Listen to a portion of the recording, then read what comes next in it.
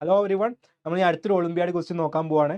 The sum of the additive inverse and multiplicative inverse of 1/5 is എന്നുള്ളതാണ്. Okay, അപ്പോൾ additive ഇൻവേഴ്സും multiplicative ഇൻവേഴ്സും ആരുടെ 1/5ൻ്റെ. അപ്പോൾ 1/5 എന്ന് പറയുന്ന ഒരു നമ്പർ ഉണ്ട്. അയാളുടെ അഡിറ്റീവ് ഇൻവേഴ്സ് എന്താ?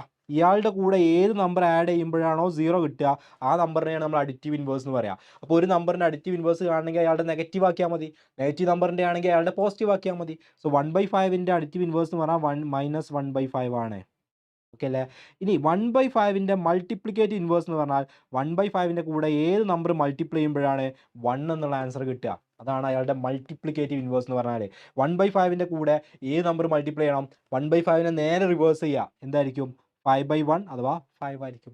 അപ്പം നിങ്ങൾക്ക് 5ൻ്റെ മൾട്ടിപ്ലിക്കേറ്റീവ് ഇൻവേഴ്സ് ആണ് ചോദിച്ചെങ്കിൽ 5നെ റിവേഴ്സ് ചെയ്യുക, 1/5 ആയിരിക്കും. 1/5ൻ്റെ ആണെങ്കിൽ 1/5നെ വീണ്ടും റിവേഴ്സ് ചെയ്ത് കഴിഞ്ഞാൽ 5/1 അഥവാ 5 ആയിരിക്കും. 8th കോൺസെപ്റ്റ് ആണ് ഇതൊക്കെ. റാഷണൽ നമ്പേഴ്സ് എന്ന് പറയുന്ന ചാപ്റ്ററിൽ അഡിറ്റീവ് ഇൻവേഴ്സും മൾട്ടിപ്ലിക്കേറ്റീവ് ഇൻവേഴ്സും നമ്മൾ പഠിക്കുന്നതാണ്. നമ്മുടെ ഫൗണ്ടേഷൻ കോഴ്സിലൊക്കെ ഓൾറെഡി ആ ടോപ്പിക്സ് വളരെ ഡീറ്റെയിൽഡ് ആയിട്ട് ഒരുപാട് ക്വസ്റ്റ്യൻസ് വെച്ച് നമ്മൾ കവർ ചെയ്തിട്ടുണ്ട്. അപ്പോൾ ഇതാണ് ഇയാളുടെ മൾട്ടിപ്ലിക്കേറ്റീവ് ഇൻവേഴ്സ് എന്ന് പറഞ്ഞാൽ.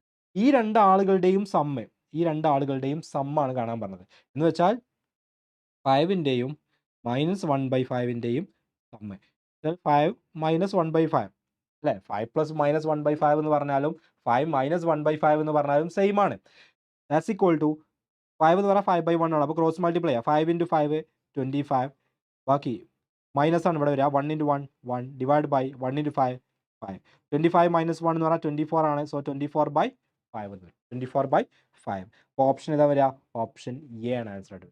അപ്പോൾ ഇതിലുള്ള കാര്യങ്ങൾ, അതായത് എന്തുകൊണ്ട് ഇയാൾ അഡിക്റ്റീവ് ഇൻവേഴ്സ് ആയി, എന്തുകൊണ്ട് ഇയാൾ മൾട്ടിപ്ലിക്കേറ്റീവ് ഇൻവേഴ്സ് ആയി, എന്തുകൊണ്ട് ഇവർ തമ്മിൽ ആഡ് ചെയ്യുന്ന സമയത്ത് ഇവിടെ പ്ലസും ഈ മൈനസും ആണല്ലോ, പിന്നെ എങ്ങനെ രണ്ടും കൂടി കമ്പൈൻ ചെയ്തിട്ട് മൈനസ് ആയി, ഇതൊന്നും നമ്മൾ ഒളിമ്പിയാഡ് ക്ലാസ്സുകളിൽ പഠിപ്പിക്കേണ്ട കാര്യമില്ല.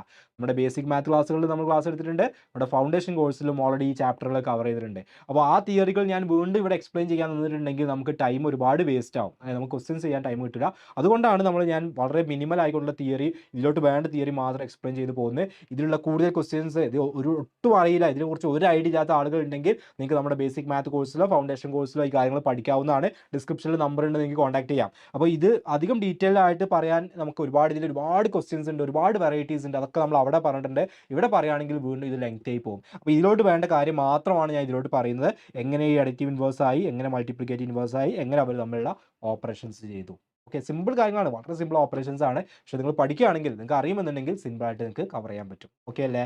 സോ ഇത്രയാണ് ഈ ക്വസ്റ്റിൻ്റെ ആൻസർ വരിക. ഓപ്ഷൻ എ ആണ് ആൻസർ വരിക. ഇതുപോലത്തെ കൂടുതൽ ക്വസ്റ്റ്യൻസ് ഒക്കെ നമുക്ക് ഇനി അടുത്തുള്ള വീഡിയോസിലായിട്ട് ഡിസ്കസ് ചെയ്യാം. അപ്പോൾ നിങ്ങൾക്ക് ഏതെങ്കിലും പർട്ടിക്കുലർ ടോപ്പിക് അറിയണമെന്നുണ്ടെങ്കിൽ അത് കമൻറ്റ് ബോക്സിൽ പറയാം. നമുക്ക് ആ ടോപ്പിക്സ് ഒക്കെ എന്ത് ചെയ്യാം, ഡിസ്കസ് ചെയ്യാവുന്നതാണ്. Okay, thank you.